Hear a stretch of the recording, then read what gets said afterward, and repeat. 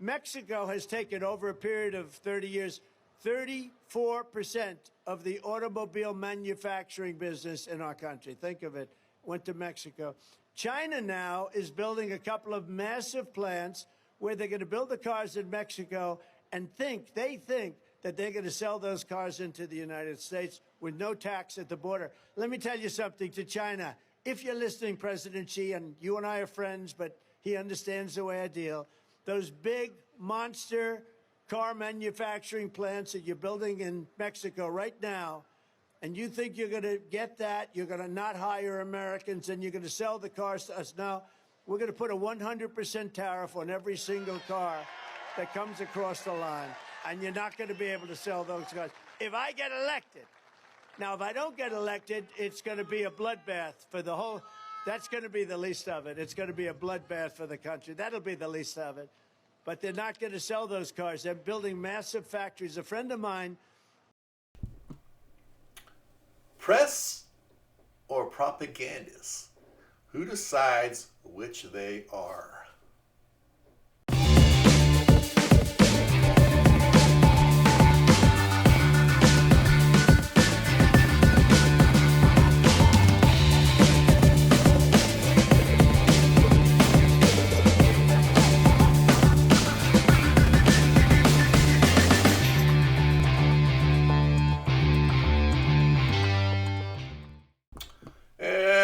The Truth is Simple. This is Dave Corm, your host, and today is Tuesday, March 19th, 2024. Season 2, Episode 11. Hard to believe we're still on the air. We're still recording these. We're going to talk about the press. Who decides who and what they are? Press, propagandists, it's all over the place. And how can you wisen up a little bit and kind of read between the lines? There's probably a 1/3 of you are saying, go Dave, go! You're saying the right stuff. And then there's another 1/3 that says, this guy is just full of stuff that doesn't need to be on the air. And there's people in the middle that are saying, well, I could kind of maybe see that, but you know what, I don't totally believe it. Or, I'm just going to live my life and not worry about stuff. And that's dangerous for all of us involved. Those people that are sitting on the fence.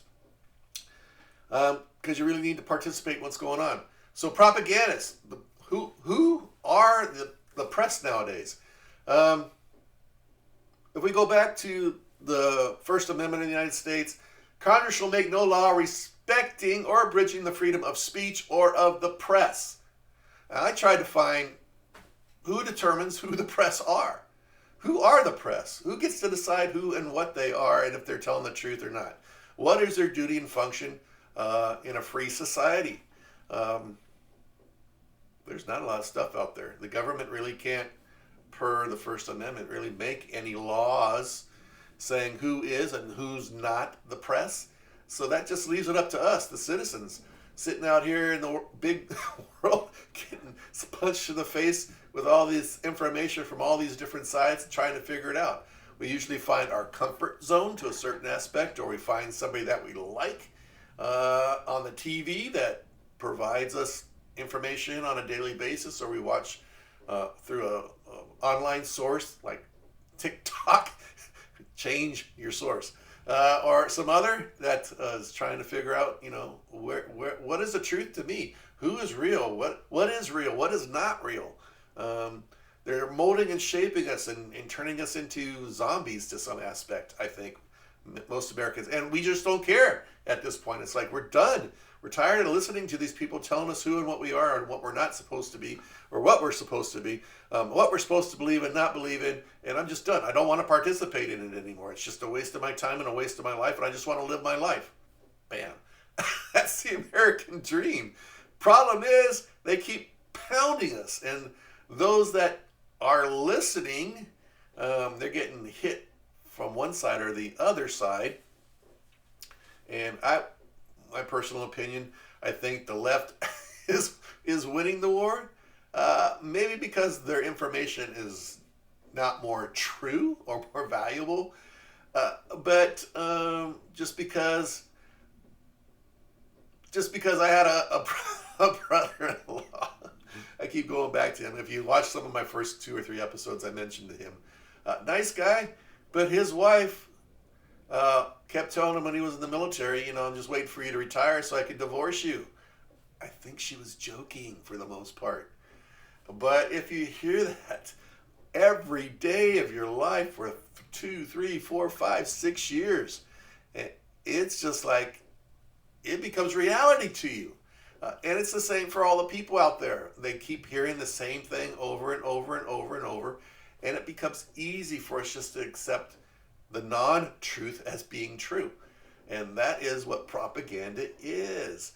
I did a little background search on the word propaganda myself. And here's 2 of the definitions. One of the first definition I found there really did not specifically talk about what propaganda, the type of propaganda where, as far as what the word means, didn't really answer that question. And I don't remember exactly what it was. It didn't make any sense to me, so I didn't even put it up here. And I got this from Merriam-Webster's Dictionary online. So if you look for the second and I think it's the third meaning of the word propaganda, this is what they are. The spreading of ideas, information, or rumor for the purpose of helping or injuring an institution, a cause, or a person. Number 2, or actually it's number 3 in the dictionary, and here's that one in it's the ideas, facts, or allegations spread deliberately to further one's cause or to damage an opposing cause. So that's what propaganda is per the dictionary. To me, it's disinformation making you, hopefully making you make poor decisions in the future, and not giving you the truth of the matter or just one side of the matter. And that's what propaganda is basically to me. That's what I think of. People say propaganda. I look negatively upon it, of course, unless it's supporting my background, what I'm trying to accomplish, and then it's all good, right? All right, so propaganda is bad. In fact, the Weimar Republic of Germany after World War I, where inflation went through the ceiling, the German people were looking for a way out. Does that sound kind of familiar to what we're at today? Except I think it's a little backwards here. I think after the last election in 2020 and the flip of who was in the White House, I think they're the cause of the inflation. Just my personal opinion. And you could say it's all COVID, but it's not COVID. It's the guy in the White House that's making the rules and regulations on his own without, that's what they call the presidential signature when he makes an executive order. Those orders are not laws. The only people that can make laws are the Congress, the House and the Senate. Then it goes to the president who either signs or vetoes it.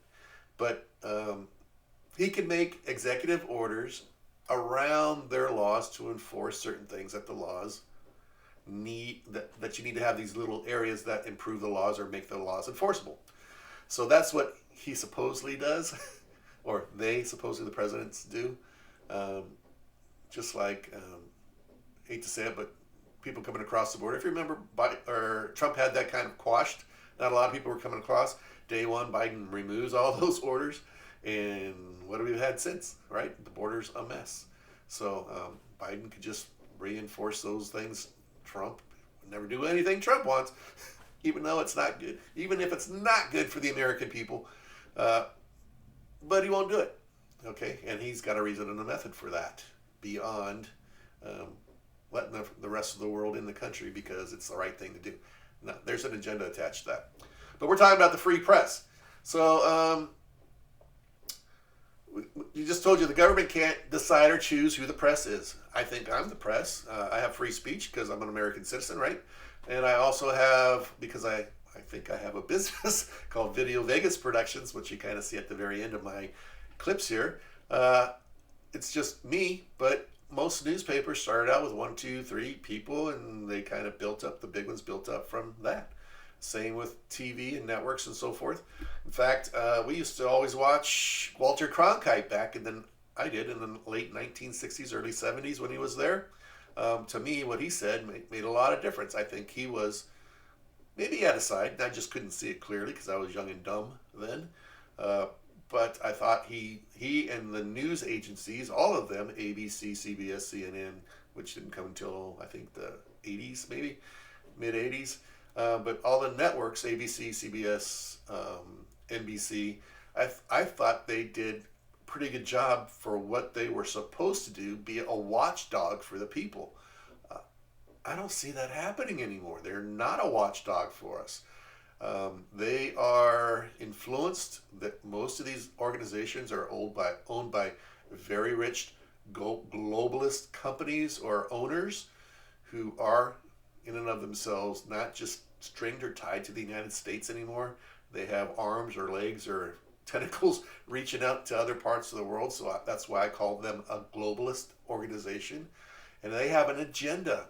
And they realize that having control of the media, whether it's TV or something on the internet or a newspaper, which mostly are all on the internet now, they have a method of controlling people, plus a method of getting information out that suits their interests. It doesn't suit your interest. It doesn't suit mine. They don't really care about us. They are not the watchdog that the press was supposed to be. Like back in the 1970s and maybe as late as the mid 80s, early 90s tops. They've transformed and they have changed to become propaganda, and they've started to back political organizations and parties, and they work hand in hand with these organizations as their media to get information out that benefits them. So if you're stuck in that loop thinking everything you hear and see is true, just like my brother-in-law from his wife saying over and over, I'm going to divorce you and take half your retirement. He eventually cheated on her and they got divorced. That's what happens. That's what's happening here in America. I truly believe that we are being bombarded by a propaganda media with an agenda that does not fit the needs of the majority of the people in this country. And you could be on the far left or the far right. It doesn't really matter. You on those either polar sides need to really open your eyes and see what's happening, because usually it's not good on either extreme ends. It's not good to be. That's not a good place to be. You want to be somewhere in the center, and I think maybe somewhere between maybe a little over a third, hopefully 2/3 of the country is in that medium area. 33% here, 33% there. I don't know. That's only leaves what? That's 66%. That only leaves 33% in the middle. I hope it's more than that. There of us in the middle. So I went to believe it or not, being in America, you would think you could find something on what the press is supposed to be. Maybe there was. I didn't look far enough. Okay, and so I found kind of the first page. Usually, you look on, you Google search something, and you look on the first page, and it says sponsored, sponsored, sponsored, until you finally get to a point where the sponsored stuff is gone. I think that's what I did here, and I found a what would you call it? A website. There you go. That's it. That brought up some information about what is the free press and how does it work? What is its role in democracy? So I found this site. I kind of went through it a little bit, and here it is. This website actually comes out of Germany. Germany, believe it or not. I didn't really see anything that had this much good information in it coming out of the United States. Why is that? What is the purpose of the free press? The purpose of the free press is to ensure that the people are free to receive an important information that is not manipulated or serving a particular person, entity, or interest. It is a duty. In fact, it is often to investigate people of power, the government, and especially the government, to ask the hard questions and to keep to and uncover what's really happening, regardless of political fallout. There's some reporters that were at January 6th some conservative ones, and the big one I think is, I can't remember his last name, Steve something. He's working. He was a freelance, I think, at the time, working on his own. At the time of the insurrection, January 6th, he was working on his own, and he went to the Capitol and he walked through, and they showed video of stuff what he did. I mean, probably doesn't show the entire time he was there, but I watched most of that video. I think it was close to an hour long of him walking around. He finally exits the building, and that's when the lady from San Diego that was shot and killed, Ashley Babbitt, I think was her name, was taken out of the building, out of the Capitol building. And he actually showed some of her blood that was dripped on the concrete outside of the Capitol building. It was kind of like amazing to some aspect, and very thought-provoking. He did nothing that I saw, at least in the video, other than walk around, shoot his own on his cell phone, some video on his cell phone.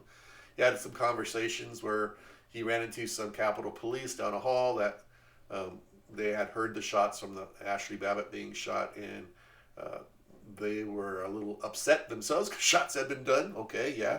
A couple of them had weapons out, their holsters at that point. Kind of logical, coming from a law enforcement background. You just had fire. You don't know who or what's going on in the building. But the only shot was from that one Capitol Police officer who shot and killed Ashley Babbitt, who was crawling through a door window, who was not armed, and from what I heard, never got told and told to stop or go back. Or he could have handcuffed her as soon as she came through the door. He did nothing, but he shot and killed her. That's a bad shoot. Coming from law enforcement, that is a bad shoot. Regardless, there was nothing there he needed to be worried about. A female coming through the door, he's by himself maybe, but shooting and killing her is, no, that's a bad shoot. Why is freedom of the press so important? Simply put, you can't have much of a democracy without a free press. You can see here where a lot of the left media goes after Fox Media. Now they're going after Newsweek and all these other conservative presses out there that are popped up in the last few years to kind of match what the left has built over the last 25, 30 years. The problem is they're behind, and so it's going to take time for that. You may think that they're a free press, or you're going to say they're all conservatives, and you just have two propagandist entities going at each other. Maybe. Maybe that's true. Where is the free press? Who gets to decide that? Going back to our question. Well, that's me and you. We have the decision-making process to decide what is and who is the press and what is propaganda. As we look through this, you're welcome to go to this website. You can see it up here. It says liberties. Actually, you can't. I'm looking at the screen on my screen, but I don't think you can actually see that. I don't have it formatted to the right size. But it's called Liberties, Liberties, .eu, I think is what it is. Yeah, it is, .eu. It's European, comes out of Germany. So go there and look through this. You can find out what the press is supposed to be and who they are supposed to be supporting, you and I. Let me bring up something here real quick on my screen, not yours. So they're supposed to be a watchdog. Like I said, it creates more opportunities for us to hear. The free press is supposed to create more opportunities for us to hear other viewpoints or new information, and gives each of us the chance to impart our own opinions and an understanding to things. If you keep getting told the same thing over and over and over, and that's all you listen to, then you tend to believe that after time. That is called brainwashing. That is called propaganda at its finest. Don't use that as your only source of income. Look at both sides. Look at the middle. Put yourself in that situation. What do you think would happen if it was you? Boom, right? We just watched that Trump video. I'm going to take you into that right now, and you're going to see.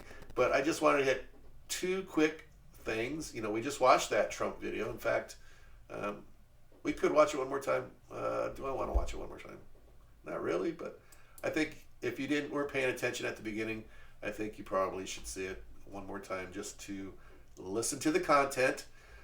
who he's talking to. It's a political, of course, a political rally, right? We all know that.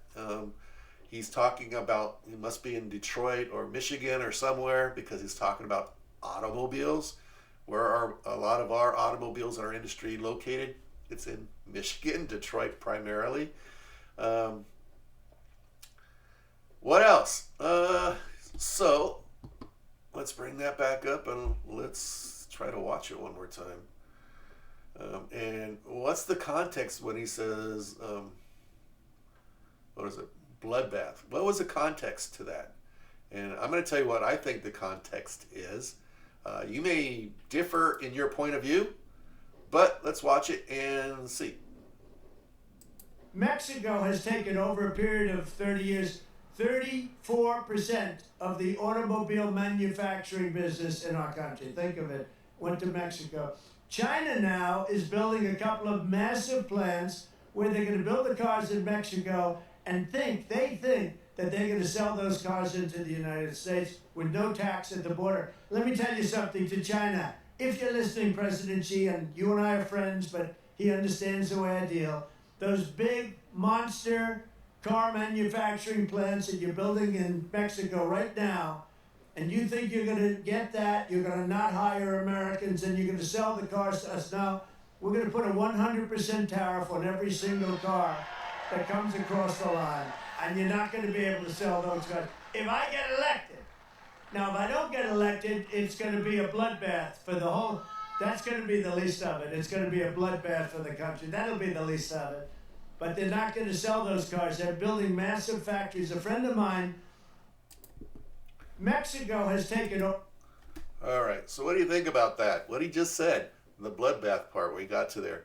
He's talking about our auto industry is going to take a bloodbath because the Chinese, who are making an electric vehicle for, I don't know, half or 2/3 the cost of what Tesla does and other car manufacturers in the United States, are going to be building these cars in Mexico and with NAFTA bring them across the border for zero fees, taxes, nothing. Therefore, they're going to be underselling our electric car industry substantially, because our industry, the cost of paying people here in the United States is much higher than Mexico or China or a lot of other countries in the world. They are going to bring those countries here, and our auto industry is going to be in a bloodbath. They're going to get massacred, slaughtered from China and Mexico bringing these cars here. That's what he's talking about. That's the context. But I'm going to show you in a second here. I'm going to show you some of the things the newspapers have portrayed this bloodshed, his words and those, as being. And who are you listening? Why are you listening to these people? Why are you believing what they are telling you? You flip from ABC to CBS to NBC to CNN to MSNBC. You read the Washington Post, the Los Angeles Times. You listen to NPR or PBS, public broadcasting. Yeah, right. They're not public in any way. They're propagandic broadcasting information. They got their tone of voice. They got their agenda perfectly spread out as what they need to and how they need to get across to the American people to get their mindset across into you and persuade you that they're right, he's wrong. We could go on to Trump for a week and talk about all the things they've done to him to try to get him to stop talking. Trump, believe it or not, is an American citizen. I guess lucky for us, he has the opportunity to fight a lot of these things because he's a billionaire, multi-billionaire. I'm not sure how much money he has. I'm sure a lot of that's tied up into things, buildings and properties and whatever else his corporation owns. So it's not liquid cash. You can't run to the bank and grab $1 billion and pay off fines and stuff in that. So he's got to liquidate things to pay for stuff, possibly. But they've been attacking him since 2016, before that, 2015, before the election.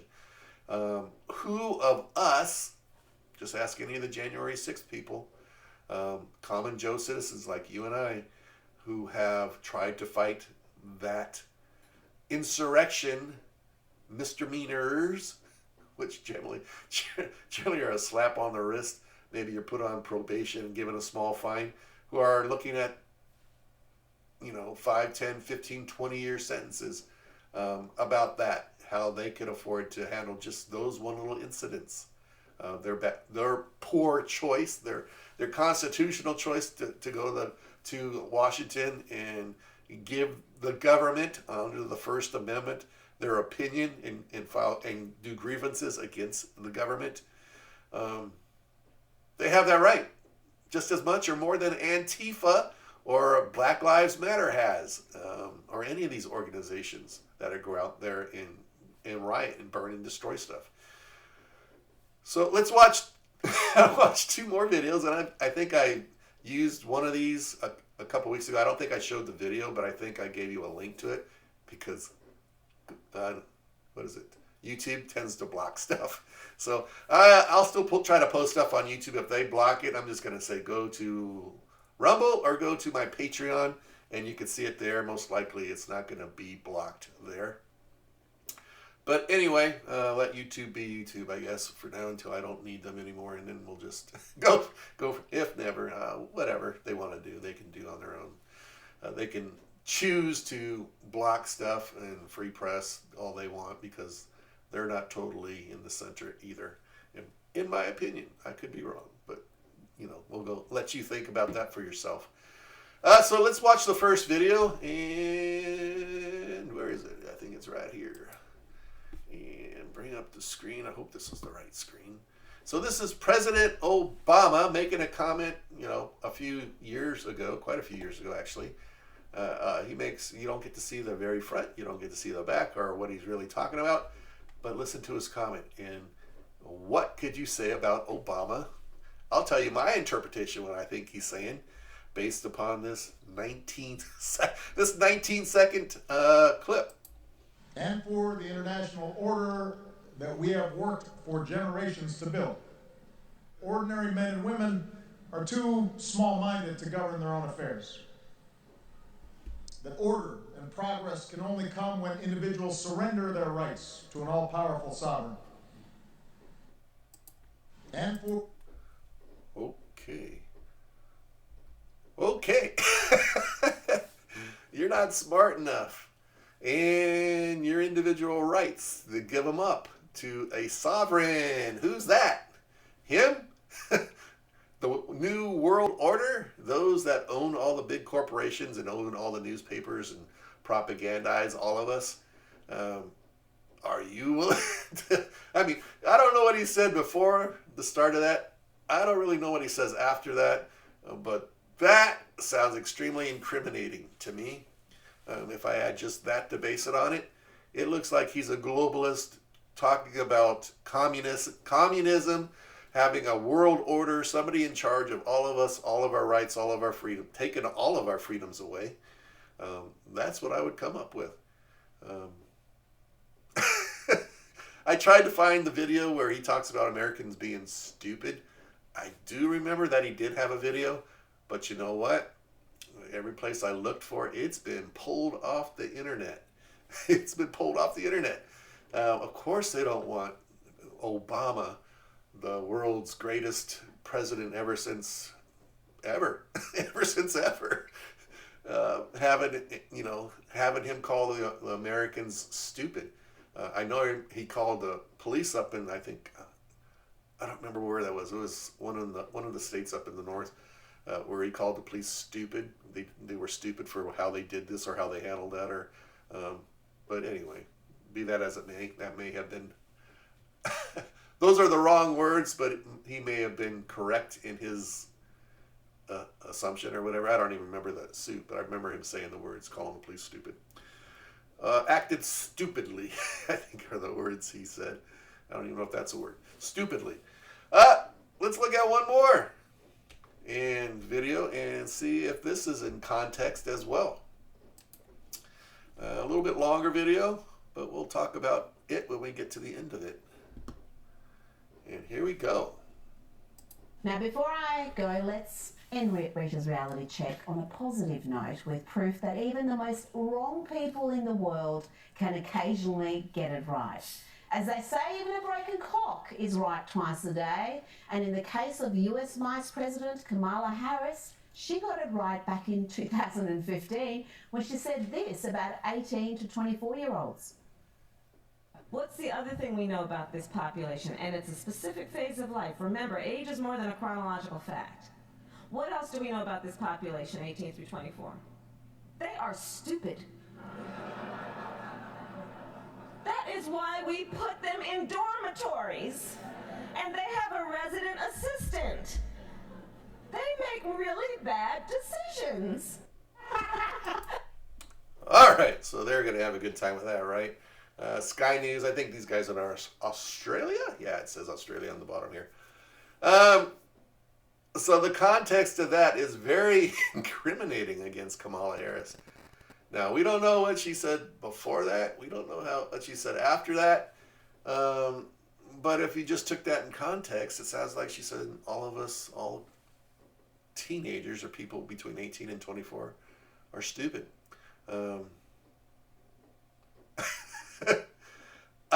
Looking back on my own past, I wouldn't say I was totally stupid. I just didn't know what I know now.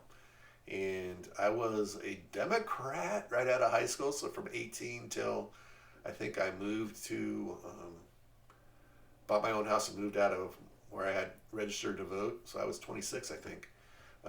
So I think from 18 to 26, I was a Democrat. I believed in John Kennedy and all that. I think it was Ronald Reagan that changed my mind, and I agreed more with his philosophy and policies than I believed in what I was being told as a Democrat.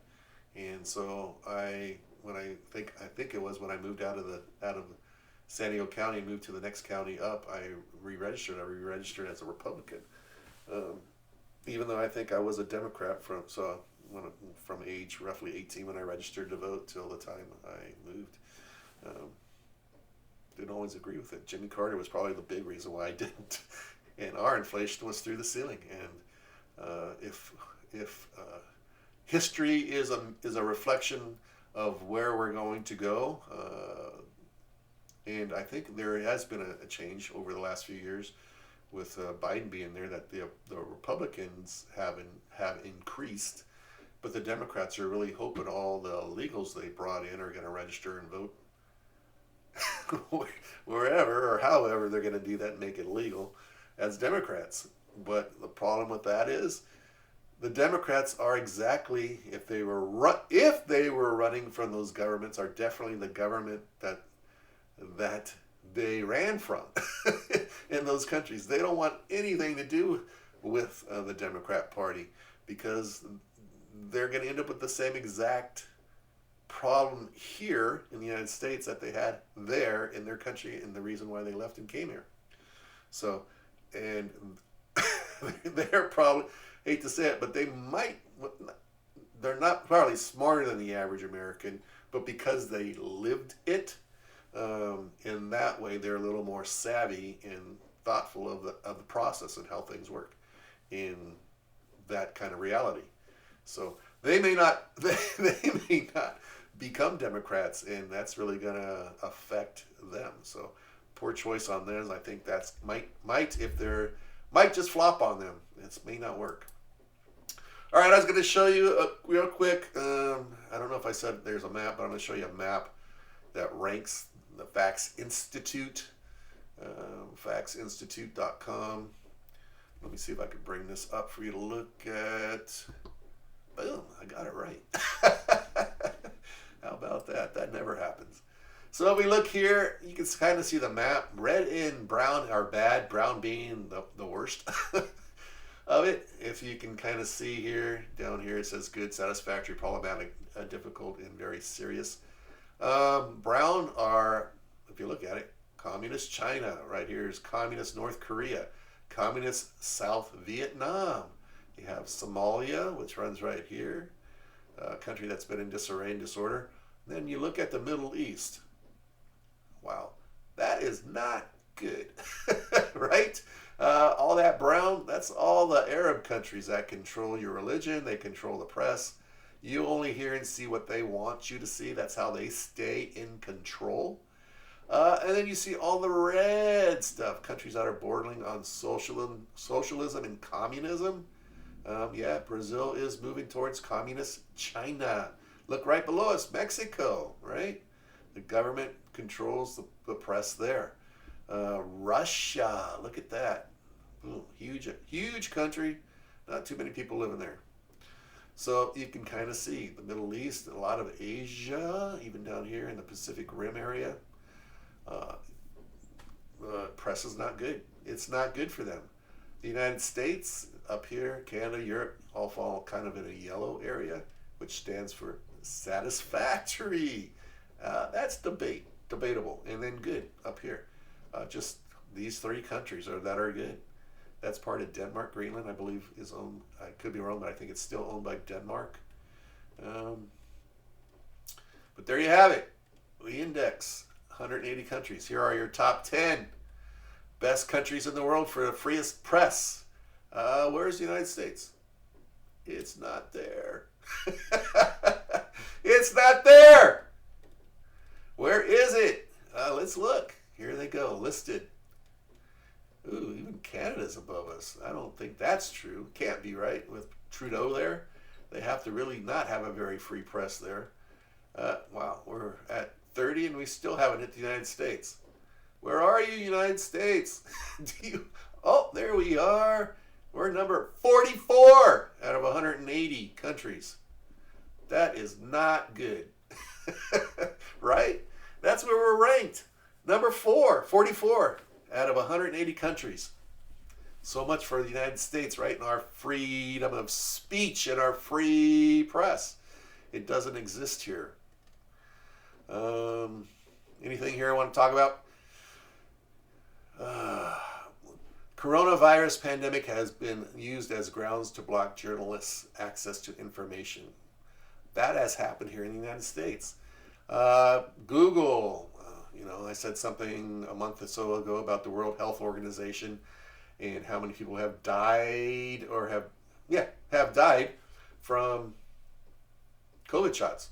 They didn't like the number I gave, and Google kind of X'd me out on that one too. They blocked me and threatened me. If you ever do that again, we're taking your account down. So I'm going to leave it at that. leave it at that for now, and go from there. So Germany was stripped of its good classification. Countries in Malaysia, biggest descents. Middle East, you can see, is the worst area. North Africa, Middle East, China, most of Asia.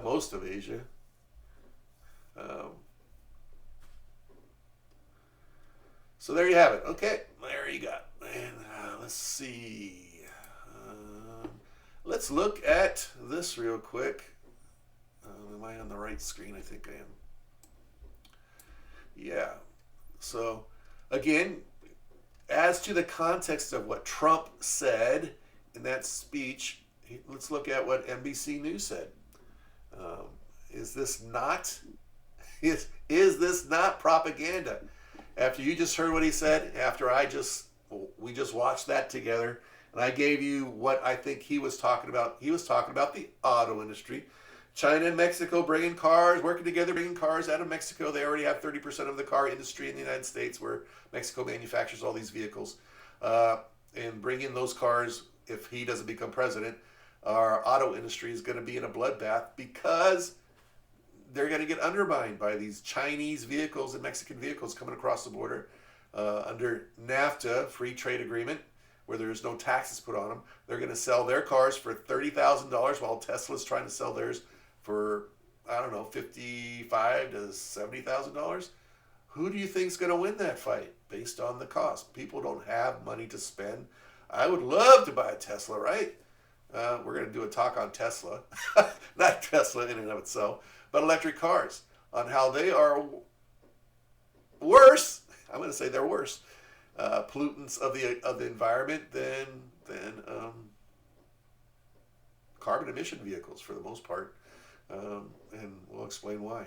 We are transitioning, hopefully, from the batteries that are in those vehicles towards a hydrogen-type battery system, which will be the truest of clean air, and why we just did not jump to that is amazing.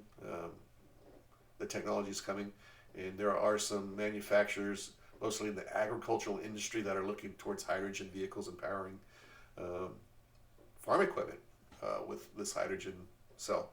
So we're going to talk about that maybe in the future, but right now we'll stay on target. Trump says there will be a bloodbath if he loses the election. Okay, I guess he kind of said that. But the context was into what? The automobile industry is going to be in a bloodbath because they're going to get undermined by communist China coming through Mexico, taking advantage of a loophole with Mexico and the United States and Canada to bring cars across and not pay taxes on it and sell them in America. That sounds like it's going to be a bloodbath to me for our auto industry. It's going to be immensely hard for them to stay vibrant and compete against Mexico, especially with the cost of employees and stuff here as opposed to what's in Mexico and other areas. So there's one. Number two, Politico. Trump says the country faces a bloodbath if Biden wins in November. Okay. Yeah, but that's not really the truth either. That's not what he's really talking about. And they're taking it and tearing it apart. They're lying to us. If you were just to look at all these news sources and you looked at all of them throughout the day, and or they were sent to your phone, NPR, National Public Radio. It's paid for by the government. The federal government pays for this channel, as well as donations from the community per se. Trump says some immigrants are not people and warns of bloodbath if he loses. What? Associated Press. That was the organization, one of the areas where you could get free information. But NPR is putting this on their website. They're announcing this on their radio station. What did PBS, Public Broadcasting, say? Is it the same exact thing in their news segment that night? Here you go. Here you go. Another one. Los Angeles Times. If I don't get elected, it's going to be a bloodbath. Trump campaign downplays remarks. Yeah, it's their fault. They're trying to protect themselves. Here's the rules of radicals being used to attack somebody by Meg Kennard and Calvin Colvin. There you go. Propagandists working for a newspaper organization. There you go. I mean, what do you say about that? Here's what, here's one more. Washington Examiner. Trump says it's going to be a bloodbath if he does not get elected. You hear all of this. You don't see the video. You don't know what Trump said. They're going to show you a little excerpt of what he actually said, but not show you the stuff he's talking about, the auto industry in China and so forth. You're going to take it out of context. He thinks we're going to go into a revolution. It's going to be another civil war. Don't vote for Trump. He's going to have us all executed. Right? It buys and builds right into what they're trying to sell. It's propaganda, folks. I hate to say it, but it is. Look outside the box. Let's look at what Nancy Pelosi had to say about this. And Nancy, I think, is here. Yep. So let's listen to Nancy. What did she have to say? He's even predicting a bloodbath. What does that mean? He's going to exact a bloodbath? There's something wrong here. How respectful I am of the American people and their goodness. But how much more do they have to see from him to understand that this isn't what our country is about? Praising Hitler, praising the Russians. Honestly, I mean, condemning our soldiers for losing or dying in war or being captured in war. It said, what's wrong with Russia? They defeated Hitler. What about the millions of Americans who risked or gave their lives? What about him saying that soldiers buried in Europe, he didn't want to visit them because they were losers? He's even predicting a bloodbath. There you go. Nancy Pelosi bloodbath, predicting a bloodbath. She's taking it out of context. She's taken a few words and trying to persuade you and propagandize towards you to believe what her press, their propagandist media, are telling you. Look at Biden left Afghanistan. He brought in, if you remember, some troops to provide security at the airport there, 13 of which I believe got murdered within the last week of us being there by a terrorist and so forth. Where is he as far as that? He never took responsibility for really any of that. In fact, at the State of the Union address, one of the fathers confronted him with him, and he's been arrested and charged for speaking his mind. Probably not the most appropriate place, but he's been probably speaking and saying his mind for quite some time. And because he did it there at that time in that location, he got another 5 minutes of time per se, so people got to see and hear him. Otherwise, he's been speaking and yelling and shouting probably for the last 2.5 years, and nobody's listened to him. Free speech, right? Again, maybe not the most appropriate place, but he's been yelling and screaming probably, and nobody's listened to him. And for 5 minutes, your 5 minutes of fame, he was able to use that 5 minutes, and now he's been charged criminally and is going to get prosecuted, probably maybe do some jail time and pay a fine for using his constitutional right of free speech and to readdress the government. It does not say in the First Amendment where you can readdress the government. It just says you can readdress the government. And if I was his attorney, which I'm not, I would probably be using the First Amendment, the right of the people to peacefully assemble and to petition the government for readdress of grievances. He was petitioning for readdress of grievances at that point. And, you may not agree. I probably don't agree too. But if he's been trying to petition for some time and nobody's listened to him, which is probably the suit for most people, common people like you and I, he got his 10 minutes, 5 minutes of fame, got in the news, and he's paying for it now for speaking the truth. Unfortunate, but welcome to the communist states of America.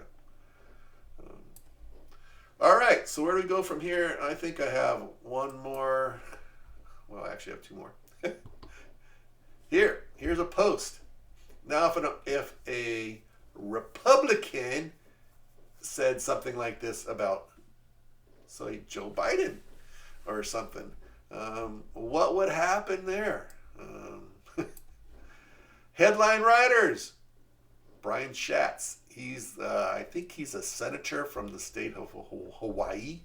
A senator from the state of Hawaii. All right.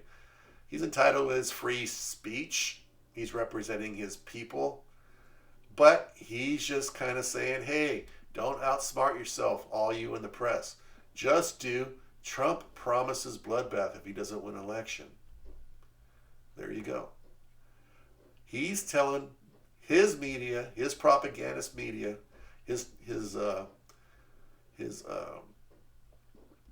party's propagandist media, hey, don't even think about it out there, guys. You know what to do.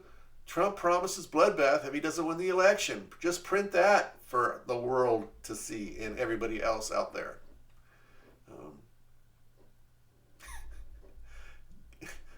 Some of you are cheering. Yeah, it's true. They should attack him. We don't like Trump. You don't necessarily need to like Trump, but honesty is the best policy. At least that's what I was taught. And rules for radical. Do whatever it takes to win. Let's look at one more. Nancy Mace, I think is her name. She's a congresswoman. I forget from what state. Does it say? From one of the southern states, I think. Not that that's a big deal. But anyway, let's listen to her. She gets attacked by George Stephanopoulos again regarding Trump in a lawsuit that is in appeal regarding what's her name? I have it. Regarding where is it?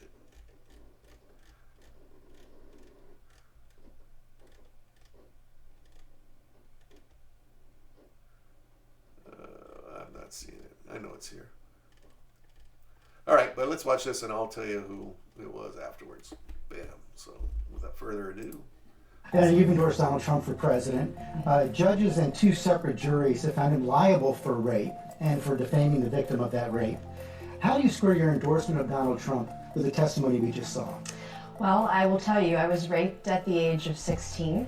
And any rape victim will tell you, I've lived for 30 years with an incredible amount of shame over being raped. I didn't come forward because of that judgment and shame that I felt. And it's a shame that you will never feel, George. And I'm not going to sit here on your show and be asked a question meant to shame me about another potential rape victim. I'm not gonna do that. It's actually not about shaming you. It's a question about No, Donald you Trump. are shaming You've me. endorsed Donald Trump for president. Right. Donald Trump has been found liable for rape by a jury. Donald Trump has been found liable for defaming the victim of that rape by a jury. It's been affirmed by a judge. It was not a criminal court case, number one. Number two, I live with shame. And you're asking me a question about my political choices, trying to shame me as a rape victim, and I find it disgusting. And quite frankly, E. Jean Carroll's comments when she did get the judgment, joking about what she was going to buy, it makes it harder for women to come forward.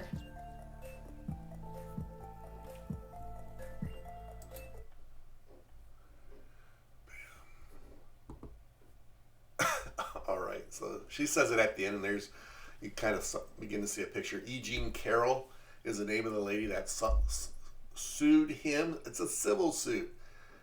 Some of you may not know the difference between a civil and a criminal suit. So I come from a law enforcement background. I worked in the courts for almost 17 years as a bailiff and so forth. So let me I'm not an attorney, so I'm just putting that out there. But I think it's the same throughout all the states in the United States as far as what you need to find somebody guilty in a court of law as far as a criminal suit and as in a civil suit. So again, that was a civil lawsuit basically for money. So she was hoping to win a judgment of some type against him for it. I don't think the government or the judge did anything except give her, I forget the amount, I could be wrong, I think it was $434 million.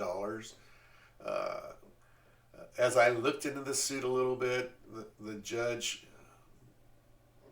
because Trump filed some motions about him not physically raping her, made a comment that because of the lawsuit, while he physically didn't rape her, he raped her in another way, civilly, by persecuting her or saying or doing things that in some form or manner was the same as rape. Where he gets that information from, I didn't see it, of course, but I would find that extremely a reach on his part to get to that, since how there was no evidence that I'm aware of actually physical raping her. So to compare and contrast that, to make that kind of a comment, if I was a appellate judge, I would really look at his suit and say, this guy is nuts, and he possibly should be penalized himself for making such a comment under the law. That makes Trump look like he did something criminally, and he didn't. There is no criminal case. So a criminal case is generally brought by the state, a district attorney in the state, or maybe the Department of Justice in that state. There are some cities that might have some kind of city attorney.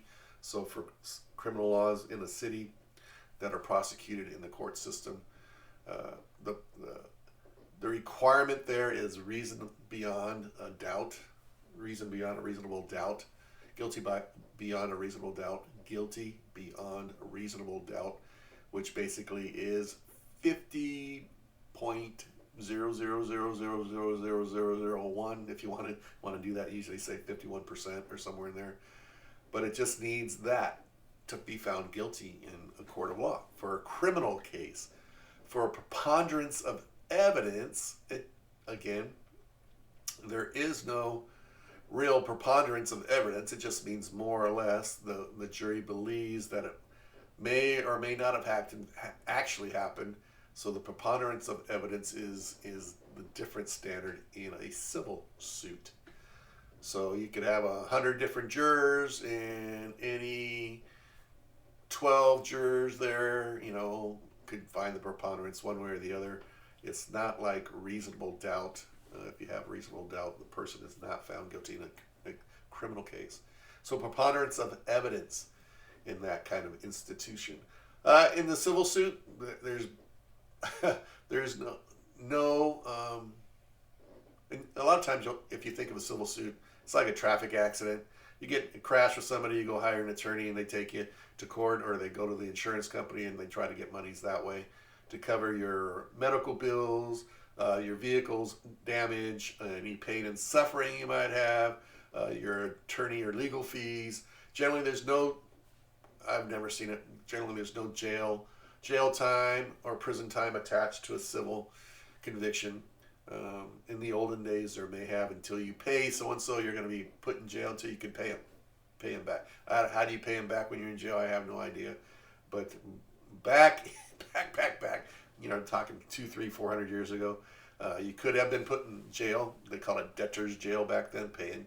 You're in jail until you pay your debt, which they never pay because they can never get out to pay it.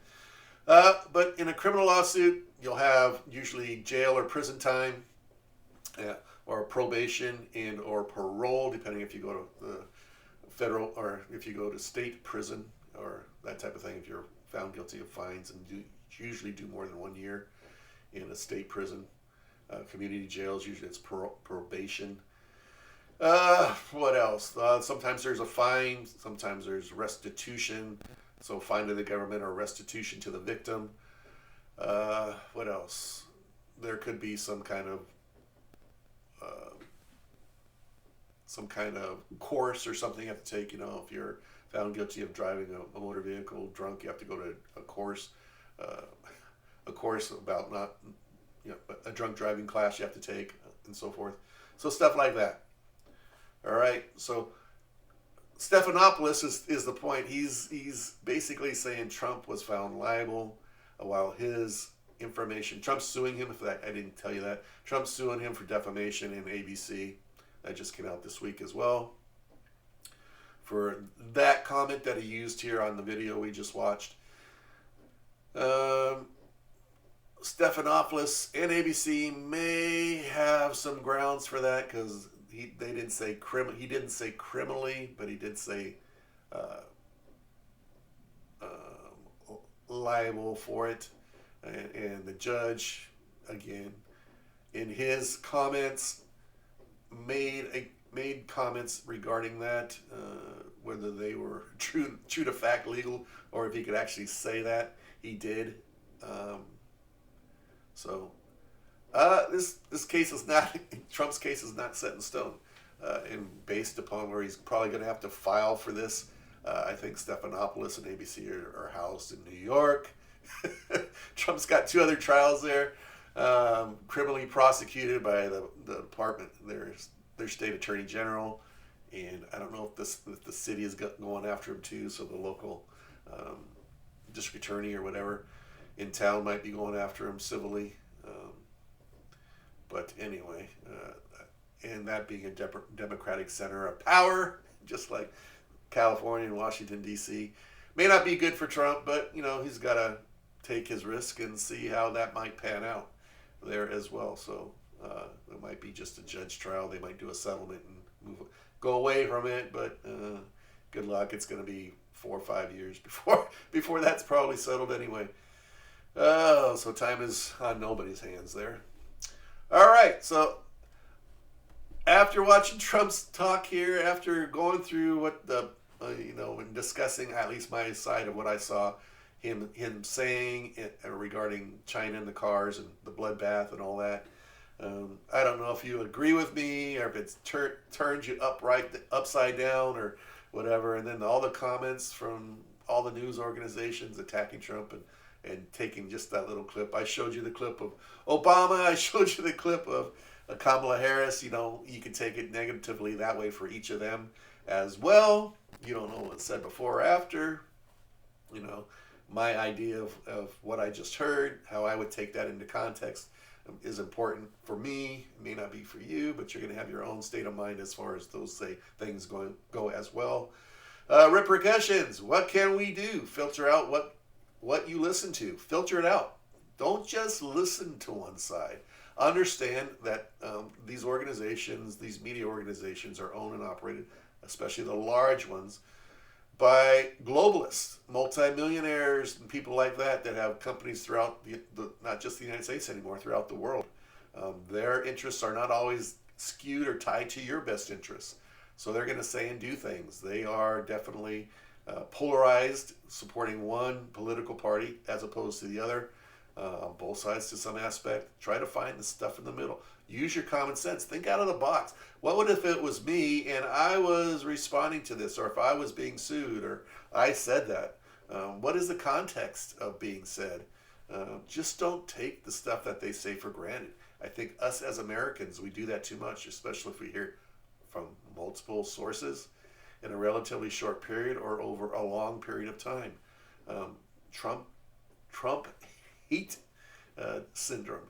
Why do we hate Trump so much? Everybody seemed to love him when he was doing the Apprentice show on TV. I mean, everybody couldn't get enough of him, but all of a sudden we just hate the guy? For what? What has he done?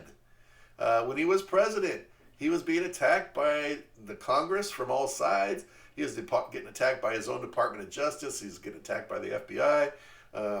He was in litigation with the Russia scandal, which was upside down and found to be untrue, and part of the Nancy Pelosi, part of the Clintons process of their election, and they created this agenda out of the blue and this document out of the blue, and now the FBI is going after Trump and so forth, and they have a special investigator from the Department of Justice investigating. We found nothing. Come on, people, wake up and smell the roses. This guy's been nothing but attacked for 5 years, 6 years, 7 years now, 8 years now. Look for other differing sources of information. Ponder the context of the information. Are there multiple differing summations? If they're all the same, that's not necessarily a good thing. You got to have some things that are conflicting a little bit in there. And the truth is generally somewhere in the center. Where did the information come from? Nancy Pelosi. Oh, he's talking about, we're going to have a war and bloodshed, and he hates Americans, and he thinks we're all going to kill each other, and he loves Hitler, and he loves the Russians and Putin. And Trump has really never said those things. He says he can work with them, which is a good thing as a political leader of a country, to work with these. I don't, he may say, I don't necessarily hate the guy. But at least Ukraine didn't get attacked under his watch, right? So there are good things. Look at where we are as far as World War III possibly coming. Putin keeps threatening nuclear weapons and so forth. China's on the march. What are we going to do about them? Not only are they on the march militarily, but they're subverting our government with TikTok, right? Or they're bringing all these cars, going to bring them through Mexico and the United States. They're subverting they're finding all the loopholes that our government leaves open for them to take advantage of us. Does my community agree or disagree with my morals and values? Well, look at your neighborhood. Maybe they all agree. Maybe you're the only shiny stone in your neighborhood that knows and speaks the truth. That's why I keep shades on my windows. So people don't know that I'm talking to you right now. Look objectively from 2 or more points of view. Don't just take it for granted because you hear it somewhere that it's the truth. It may not be, right? Use your common sense. If possible, place yourself, family, and others you care for into the context. If you were Trump and you were making that speech, and they come out with all this information. That's not right. You may not like Trump. I'm not a huge Trump supporter. I think he's the best of the alternatives that are available to us as a country. No other Republican could have gone through the storm and the weather that he has endured. He could have just said, screw it. I'm a multi-billionaire. I don't need to deal with this. But apparently he loves the country more than he loves his wealth. And so he's a fighter. Ron DeSantis, do you think he could have taken it? I kind of like Nikki Haley, to be honest with you, a couple of years ago. I think she was a fighter, but I think she was tweaked by, I don't know who, but the political left. They have an advantage over people. They know all our dirty little secrets, if you want to say, right? And I don't think blackmail is beyond their reproach. I just don't. The rules for radical says you could use basically any means or method, and the final outcomes determines whether it was good or bad. Those that are in power and run everything, write the history books. What are they going to say about this in the future? Depends on who finally wins, I guess. Look objectively for two or more points of view. If possible, place yourself and your family and others in the context. Is it right or wrong? Use your gut feeling. That's often there. You know if it's right or wrong. Just don't go with the flow. Or where the crowd or the herd is going. Use your common sense, not just your feelings. Think about it globally. How does this affect me? How does it affect my family? How does it affect my neighbors? How does it affect my neighborhood? How does it affect my city, the people around me? How does it affect my state? How does it affect the United States and all the citizens within this country? How does it affect them? Common sense. I talked about Taylor Swift last week. She's supporting democratic things and people because she has these 3 or 4 women's issues which are vitally important to her. That's good. But you shouldn't dismiss everything else just because of those 1, 2, 3 issues. The Democratic Party is good at bringing you in, accepting who and what you are for a reasonable amount of time. They are not the Democrat Party that I joined when I was a teenager. Back in the 1978, I think, is when I turned 18. 78? No, that's not true. 1980, when I could first vote, register to vote. I was born in October. The election is in November. So I think I was, a senior in high school when I voted for the first time. I thought it was important. My parents wanted me to vote and participate. So I voted pretty much in every election ever since I turned 18 when I could vote in California. I didn't know anything. Looking back, in hindsight, it's 2020. I didn't know anything. And, our kids, I don't think they're necessarily dumb, but I think they're misguided and they just haven't been, same as me back then, weren't brought up thinking about politics and the way things are. Maybe they're more enlightened today with the electronic gear and, social media and all that's out there. But that's also used as a tool by people to persuade and take people in different directions. That's what my lecture was last week on all of this. Taylor Swift and who are you listening to?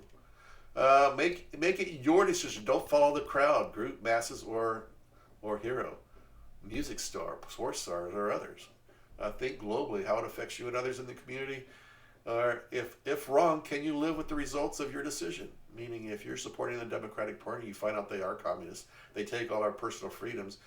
You support them because you're in a certain cause, where you're LGBT or abortion or whatever it is, and as soon as they gain total control and power, like happens so often in the world with all these little things, once the political party gets in power, go talk to those from Cuba that lived through Fidel Castro, go talk to those that live currently in, I think it's Venezuela right now, where it's communist pretty much. They were offered everything and now they have nothing.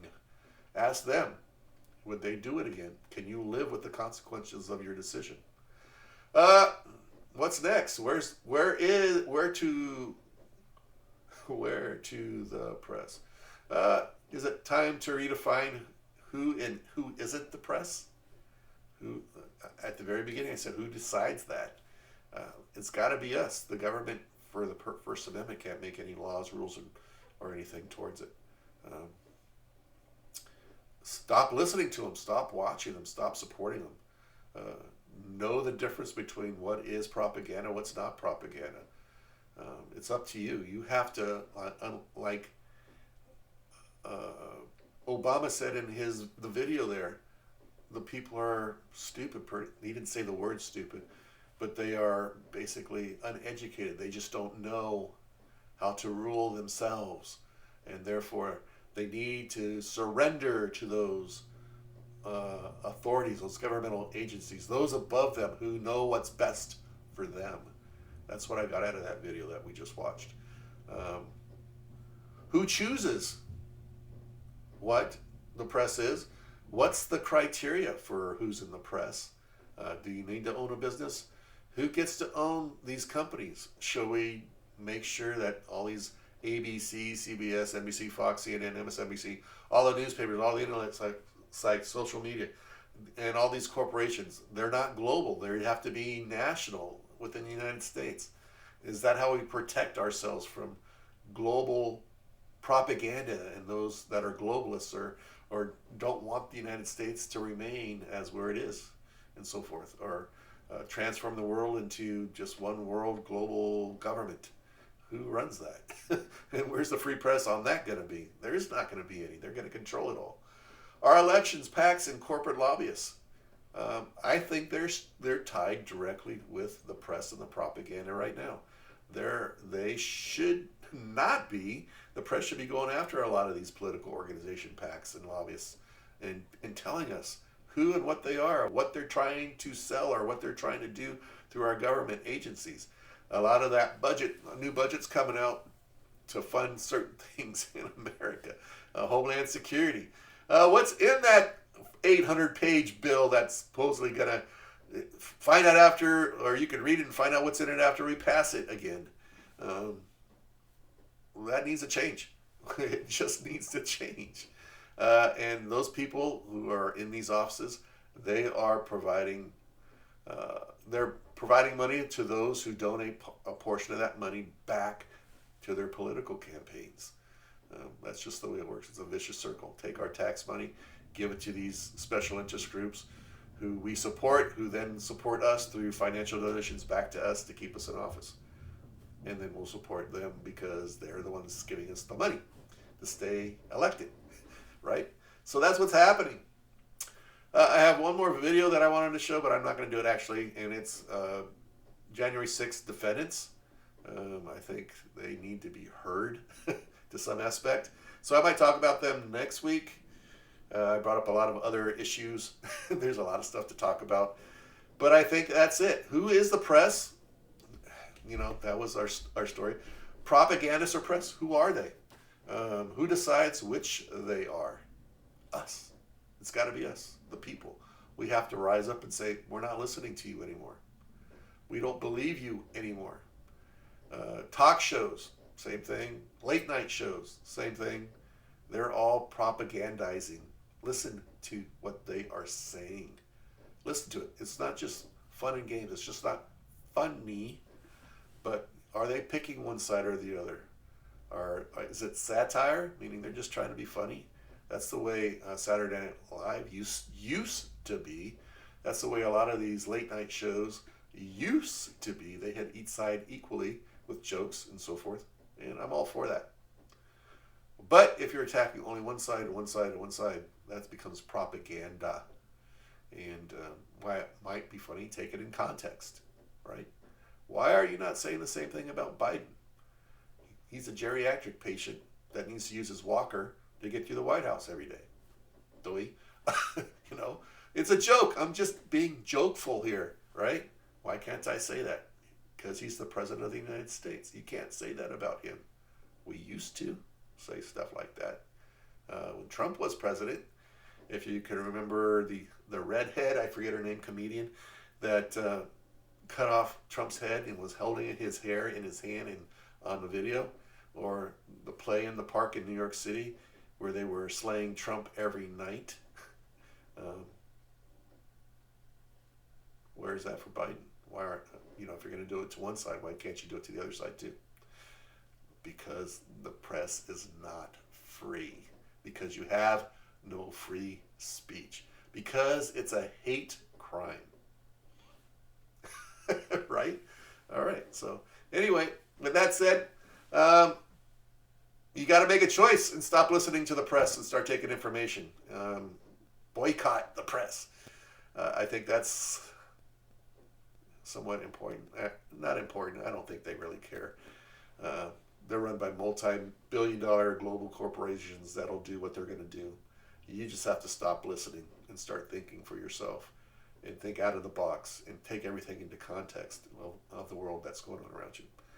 All right, so I'm done. With that said, thank you very much for spending the last, hour and 10 minutes or whatever it's been with me. We'll see you next week. Have a great week. If you want to follow me, go to my Patreon.